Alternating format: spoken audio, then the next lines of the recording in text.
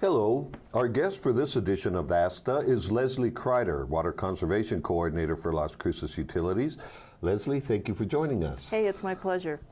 This will be the third year that the Las Cruces Utilities has put on the Water Festival. What is the theme of this year's event? This year's theme is Water in the Desert, Sustaining Life, and everything will be around water and water conservation. Now, the festival has grown in popularity since it first began. How did this event begin, and why is it so popular? Well, you know, for a number of years we've had a set of workshops that we call our Lush and Lean program that are geared toward the adult community. And that's been very popular and I think is one of our very important programs. But my predecessor was aware that we also wanted to reach the younger generation. And so came up with this idea of a water festival for school children. And we found out that in the 3rd and 4th grades is when they really begin to start studying water and science-related topics. And so they chose to do a festival for that group of children. Great. And so what kind of activities will the students be involved in? When they come to the festival, it's set up like a market or a fair with a number of booths around the park. And the children in small groups go and attend different demonstrations and so forth. And all of the demonstrations are around 3 topics that we have this year. The first one is, where does our water come from and how is it used? The second one is, how do desert plants and animals adapt to life in a dry climate? And so what can we learn from that as people? And then what can I do every day to conserve water? And just as a side note, starting April 1st, our outdoor water restrictions kick in. Yes. Yeah. And now that the weather's turning nice, more and more people are starting to work in their yards. I just put the water on for the first time last weekend. Yeah. Yeah. Okay.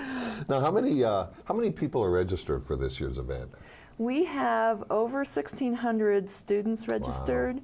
And of course, a number of teachers and chaperones come with them. So we're at over 1,800 right now, probably pushing 1,900. Wow, that's terrific. And so how are these students going to be transported to Young Park? The Las Cruces Utilities has provided money for buses this year, so they will have a paid ride to come to the festival. And a safe ride. And a safe ride, too. Okay. Yeah. Is there anything else you'd like to add about this year's festival? Well, let's see. You looking for volunteers? Anything yes. People can do Thank to you help? for reminding me about that. Yes, we need quite a large group of volunteers. Probably over 60 people have helped out in years past.